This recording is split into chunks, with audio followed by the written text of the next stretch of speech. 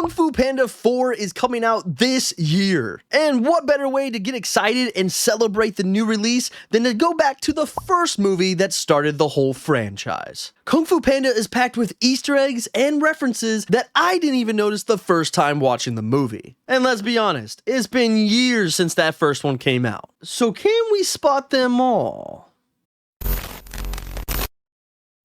Hello Internet, my name is The Hero, and today I have been rewatching and pausing the first Kung Fu Panda to uncover all the amazing little details that you might have missed. To begin with, in the first scene of Kung Fu Panda, Po has a super heroic dream in which he battles hordes of enemies, but one little detail you might have missed is the adorable bunny girl who glares at him and finds him so attractive. What you might not know is this character is actually vocalized and played by Jack Black's very own wife, Tanya Hayden. And I think this is just a match made in heaven. I mean, like, literally, if you're gonna be an actor and you got a significant other who also is not afraid to act, put them as someone that thinks she can find you adoring in the movie. I think that's beautiful. But this next detail is one that literally surprised me, and it makes me so happy that I finally found this. During the scene when Po is dreaming, Po finds himself confronted in particular by a colossal buffalo, which he puts back in his place in no time. And then when the panda wakes up in his room, we can also note that the same character finds himself drawn and riddled with shurikens on the wall of the room. And what's so interesting about this is 8 years later, when Kung Fu Panda 3 came out, General Kai, the main antagonist of that movie, looks just like this. Now, this could have been just a random drawing that they ended up making into General Kai, but I'd like to think that they had this planned for so many years, as the head of DreamWorks has said, to like Marvel level of like, this is what's gonna happen next. And I think that's amazing. During a scene when Po's father asks him to come and help him in the kitchen, the character's shadow can lead us to think that it is also a panda. But the surprise is that on the next shot, we realize that Mr. Ping is actually a goose, loaded with woks and pots, which had temporarily deformed his silhouette. But the crazy thing about this is that the mystery ends up being solved, because in the sequels, we find out that Po actually does have another panda dad. Yeah, it's not some weird genetic animal world where a goose was able to make a panda.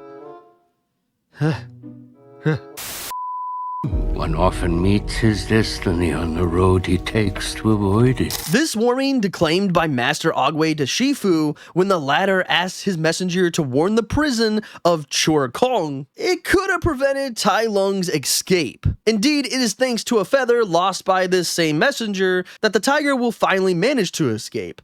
If Shifu had listened to his master and not sent the duck, this probably would have never happened. But then we would have gotten one of the best villains in Kung Fu Panda history, and I think, in my opinion, we needed that. Tai Lung is the man himself, the one you don't mess with. And honestly, the best villain of all time in the Kung Fu Panda history.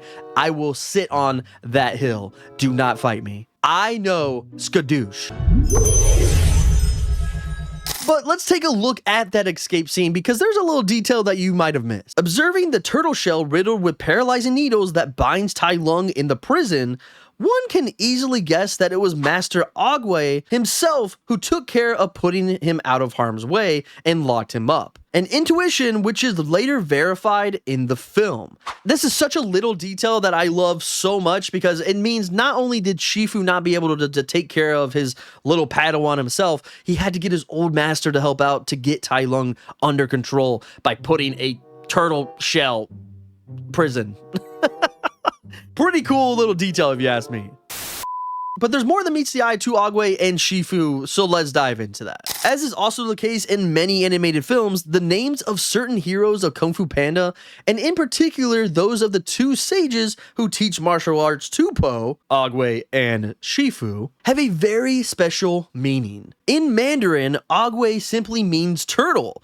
As for Shifu, his name can be translated as master. Literally so cool that they were able to use actual Mandarin to name these characters to literally fit their characters. I love that. I want to see more of that in animation. I think that's beautiful. beautiful. But another detail you might have missed is that to recover from his exhausting training with Shifu, Po is entitled to a short acupuncture session given by Master Mantis. Faced with cries of pain from his patient, the insect justifies himself by claiming that given the body mass of the panda, it is not easy to find the right spot to prick. It's just not easy finding the right nerve points under all this fur.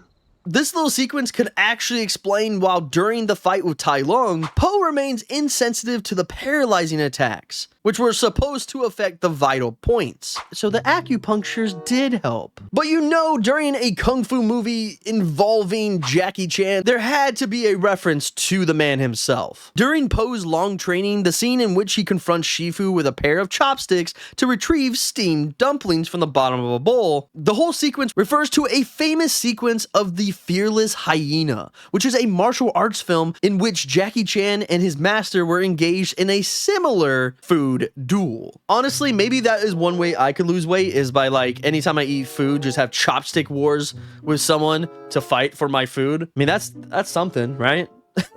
There's some science to that, I'm sure. But let's go back to those masters because I have another detail that flew over my head. During a heated discussion with Shifu, irritated by the laborious training he is trying to give Po, Master Agwe replies that he cannot fulfill his destiny as long as he keeps the illusion of deciding everything. Look at this tree, Shifu.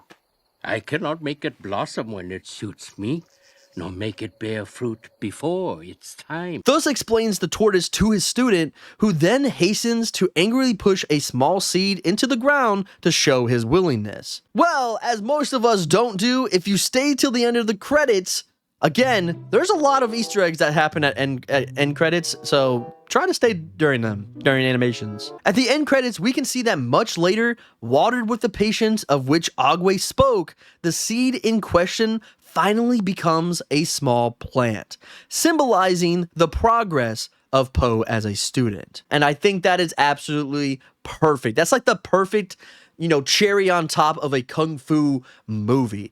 The Padawan, the trainee, the student becomes the master. And I love that, dude. I love that. It blossoms into the most beautiful plant. And there you have it. Some of the little details that you might have missed in Kung Fu Panda. Did I miss some? Let me know in the comments below. And check out this video right here if you love things that you missed, because in this video, there's probably some things that you missed. And until the next one, bye-bye.